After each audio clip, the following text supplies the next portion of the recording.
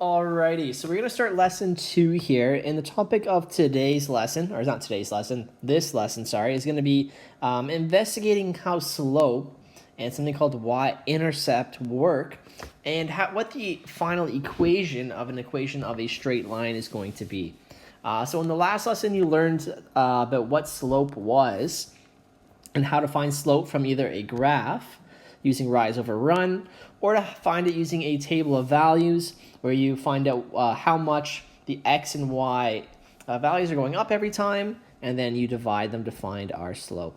So if you still are unsure about either of those two things, please go back to lesson 1 and check that video. Otherwise, we're going to jump right into it here. So it says we're going to be using Desmos.com to explore the slope in the y-intercept of linear relationships. So if you've never used Desmos, here I have it here. This is the website Desmos.com, and I'm on my iPad, so it might be a little bit different than what you see on your computer. But once you hit the graphing calculator button, it'll bring you to a screen that looks like this. And Desmos is probably one of the most useful apps in math class. One, it's going to let you graph any type of graph you would like, straight lines, curved, and we get to quadratics later on this year. But also will help you a little bit with your homework. Right? If you're trying to visualize the questions that you're doing, it's really nice to be able to put in an equation. It shows you a nice picture here on the right. And I think it does a lot, especially when we're doing with graphing material. So today what we're doing is they're asking us to put in some equations of straight lines, and hopefully by entering these into the graphing software, we'll be able to pick up on some patterns depending on what we are changing in our formulas. All right, so let's look at the first example. It's asking us to enter each equation in Desmos and sketch a copy of the graph below. Now, when we're sketching, we don't need a ruler. We can just do a rough sketch, right? So it doesn't need to be perfect. So the first three are y equals x, y equals 2x, and y equals 5x. So let's see what will those look like when I type them in here. So we got y equals x, that's the first one. All right, and we can see that's kind of just like a straight diagonal line. It's going perfectly diagonal through all the corners of every box because whenever x equals a value, y has to equal the same thing. All right, so there's just general lines going up to the right. So if it's going up to the right, we know the slope is positive.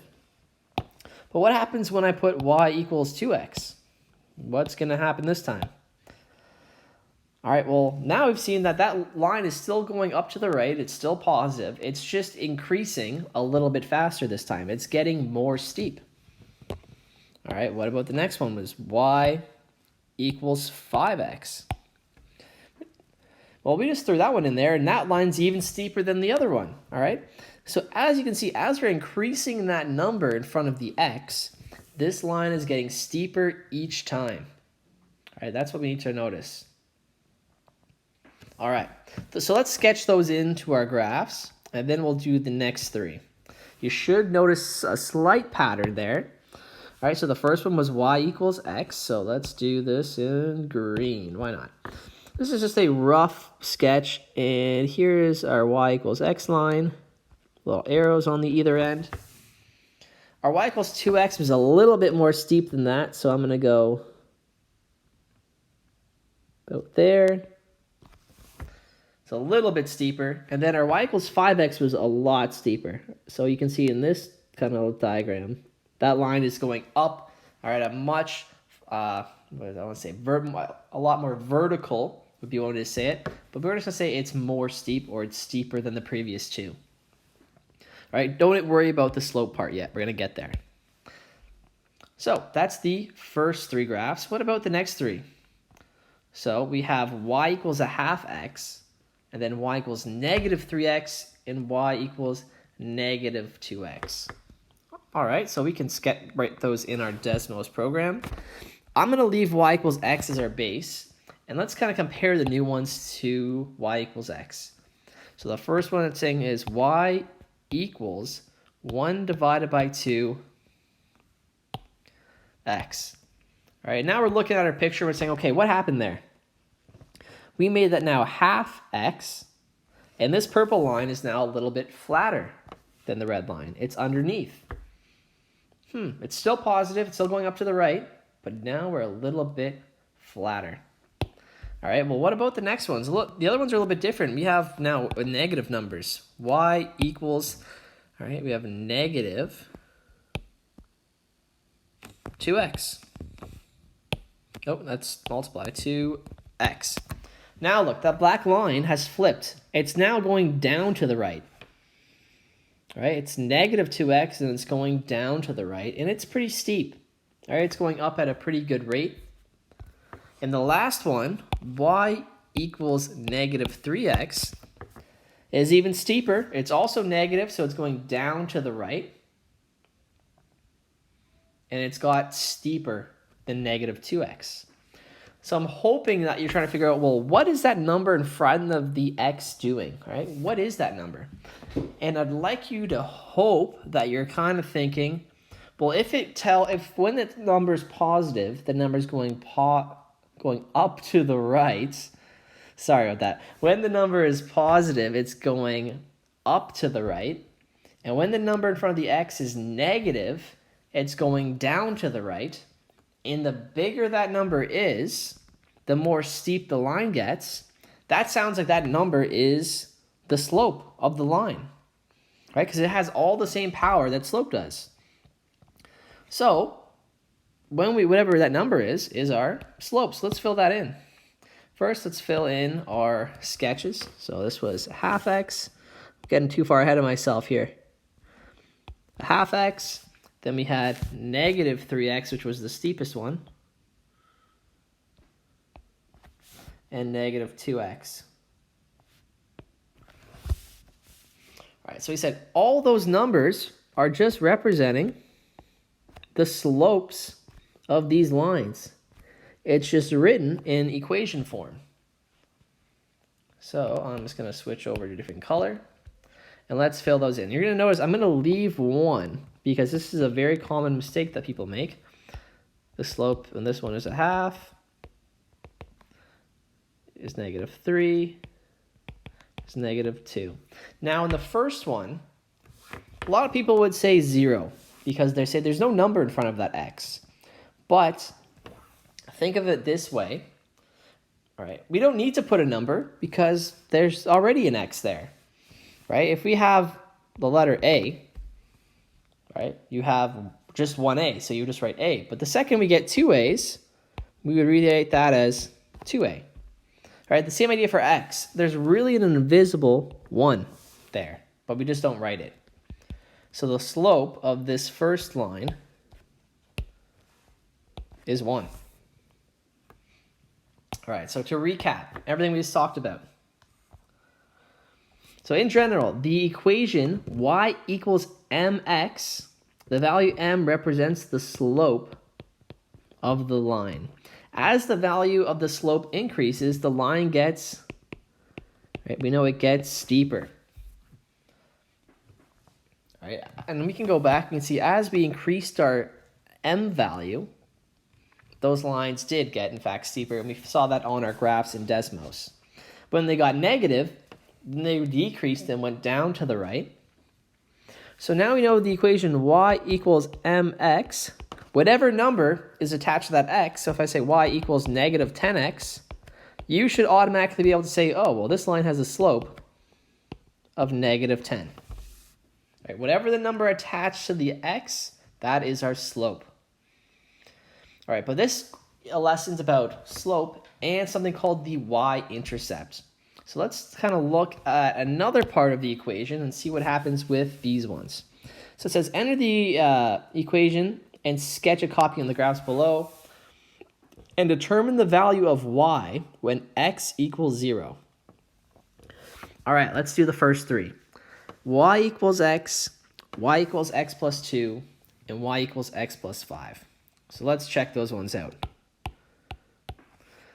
So y equals x, y equals x plus 2. And let's stop there. Look at those two lines. They are identical because they have the same slope, but one line has been pushed up a little bit. And we notice the equation that says y equals x plus 2 in green, we see when x equals 0, it hits the y-axis at 2. The equation is x plus 2, and it hits the y-axis at 2. All right, good to know. What about the next one? Y equals x plus 5. All right, we'll zoom out. And that one's in purple. And again, this one hits the y-axis at 5, and the equation is x plus 5. All right, see, there's a pattern there. You can keep it going. Let's write them all in the same graph, but let's just sketch these in before we go too far. So there's y equals x.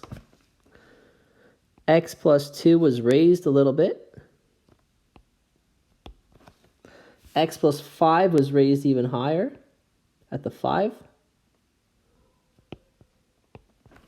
All right, so you should be seeing a pattern here already. But let's see the bottom ones. X minus 2, x minus 7, and x minus 4. All right, so you should put a guess what you think is going to happen here. I have an idea. So if I change these to, get rid of that one, get rid of that one, x minus 2. There's the graph, and look where that hits the y-axis at, -2. Next one, we'll do x. Oh, sorry, let me get y equals x minus 4. And this one hits the y-axis at -4. And the last one, x minus 7. That one hits the axis at -7. So I think we can be pretty sure that whatever the number we add or subtract to the end of our equation, all right, controls where the line hits the y-axis. And when the line hits the y-axis, we call that our y-intercept. All right? So now let's write that all down. That's a lot of information. So first off, I'll sketch this in. X minus 2. Hit at -2. X minus 7. Hit at -7. And x minus 4 hit at -4. All right. So the pattern there is whatever is at the end of the number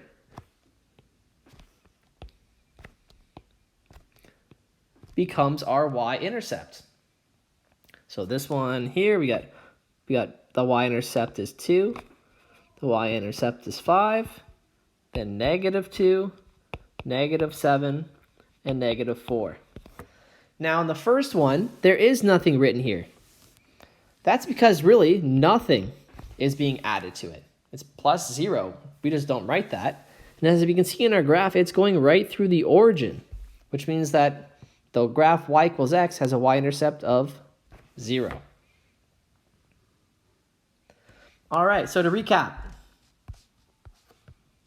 the y-intercept is the coordinate where the graph intersects the y-axis. All right, so on a grid, here's our straight line coming in, drawing, and whenever these two lines meet, this point on our y-axis is our y-intercept. And x always equals 0 at this point. All right, so in general, in the equation, the general equation for our linear expression is y equals mx plus b, but the b represents the y-intercept. Now, I know it's hard enough to remember that m stands for slope, but b stands for y-intercept. Again, couldn't they have chose a better letter? They could have, probably, but when we're doing word problems, another name for your starting value is your base value, and that starts with the letter B. So I think that's where it came from, and that's the letter that we're going to use in this course. So let's kind of now pull out that information from an equation. All right, we don't have to think too hard, all right, because all the information is actually in the equation. We just have to pull it out.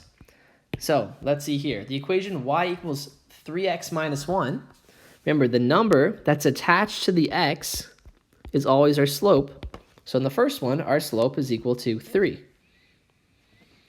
The number left over is always the y-intercept. So our y-intercept is -1. All right. The next one, same thing. The number attached to the x is our slope, so that's going to be 2/3. And the number left over is our y-intercept. So our slope is 2/3, and our y-intercept is 4. And the last one, same thing. We have a slope of -6, and our y-intercept is the number that's left over, which is our 2. All right, we're pulling all this information out of our equations. All right, that's one thing you'll have to be able to do. The second thing I'm going to ask you to do is to be able to pull that information from a graph. All right, so I have 2 pictures here. Zoom out a little bit, if this is going to let me. There we go. And we have to determine the equation of a line by first determining the slope and the y-intercept. Now, you can find any equation of any line with those 2 things because the equation is y equals mx plus b. So if we can find the slope, which is the m, and we can find the b, we have a complete equation of our line. So I recommend always starting to find the y-intercept or the b value first because I think it's the easiest one to find. So let's find the y-intercept. Well, here I can see it's where does the line hit my y-axis? And we can see it hits right here. And that's at the point 0, 5. Therefore, that's the little dots just a sign for therefore. My b value is equal to 5. That's our y-intercept. But now we have to find the slope. And from our lesson 1, we learned that to find slope, slope is equal to the rise over the run. So let's do that here. To do that, we need 2 points. So I'm going to find, and I'm going to notice the first nice point that I see is right here. Again, you can pick any point you like. You will always get the same answer. Just make sure that the point is right on a corner. So I see that this line's going down, so I'm already thinking I should get a negative slope if I do this correctly. So my rise, so I have a rise of -2 and a run of +1. So in my equation, we know that the rise was -2 divided by the run, which is 1, which means we have a slope of -2. So we have a slope, and we have our y-intercept, and we can combine these 2 things together. Therefore, this equation is y is equal to -2x plus 5. All right, let's do one more. And we'll look at the second one here. Same steps. We got to find a y-intercept, a slope, and then put them into the equation. So I'm trying to find where does this blue line here intersect the y-axis, and I notice, they hit right here. That point is at 0, -7, which means our b value is equal to -7. Right, the y-intercept is always the one that I like to find because you don't have to do too much work to get there. Now, though, we need to find our slope. So I see the first nice point I'm going to pick is right here. So let's figure out what our rise and our run is. There's my rise, my run. So I went over to the right 1, but I went up 3. Okay. So that means my slope is equal to the rise divided by the run. So I went up 3 and right 1, and 3 divided by 1 is equal to 3. So I have a slope, I have a y-intercept. You can put them together. Again, because the general equation is mx plus b, our equation will be, let me get rid of that, y equal to 3x minus 7. And again, a good way to check to see if you made a mistake is this line is going up to the right, which means it has a positive slope, and my slope is positive. So I am happy. Just like on the other one, it had a negative slope because it was going down to the right. And I have a -2 as my slope. That's the only way you can really try to catch your mistakes here, but it should be helpful as it's just like a self-check to make sure you're doing it correctly. Now, last thing, word problem. If I asked you this question, I said, which line has a larger slope? And when I say larger, really this just means steeper. Right? It's saying which line is steeper, and how do you know? All right. So it should be pretty clear right off the bat that it looks like the blue line, all right, is steeper. All right, it looks a lot more upright, more vertical than the red line. And that would be a pretty good answer by looking at this. I think this one's pretty easy to tell that the blue line is steeper. But let's say you're sitting at home and you're going, you know what, Mr. McCarville, I don't even know you. This is the first day you're teaching me. How am I just supposed to believe you that the blue line is steeper? And I'd be like, all right, good point. All right, we can do something that's a little bit more work, which is what you're going to have to do, because it says, how do you know? All right, this is how I know for sure, is I can check the slopes of both lines and compare them. And the steeper line should always have the bigger slope. M should be a bigger number. So let's check to see if we're right. So we'll start with the blue line. All right, the blue line here, if I zoom in, I got to pick 2 points. So I can see it goes through the origin, 0.00, and the next nice point it does, it goes all the way up here. Now, if those are my 2 points, I can notice right now I went over 1, and up 6. Let me write it here. There we go. So I went over 1 and up 6, which means my slope for the blue line, I'll write it in blue here. There we go. So for the blue, my slope equals my rise over my run, which equals 6 divided by 1, which equals 6. So as long as the red line has a slope less than 6, we are good. So now let's check the red line. All right, zoom in on here. And I'm going to pick 2 points randomly. So I'll pick this point up here and this point right here. So we can do the same thing, do our little dotted lines. We see that went over 1 and up 2. So the rise is 2 and the slope is 1 on the red line. And then I can say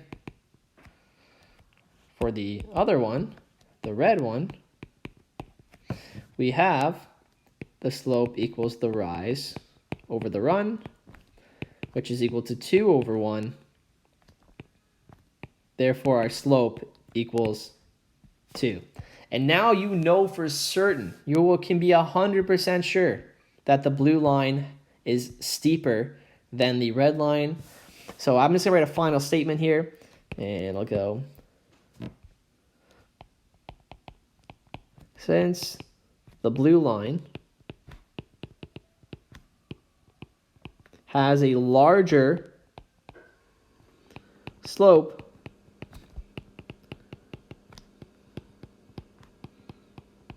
it is steeper.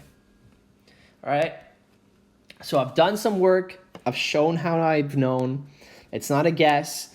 And then I have a final statement there to make sure whoever is looking at this knows I know what I'm talking about. All right, so there's that lesson. You can go to the bottom of that lesson on D2L and answer. I think there's 4 questions for you there. If you have any questions, please let me know. I am happy to help. I hope you enjoyed the rest of your day, and take care.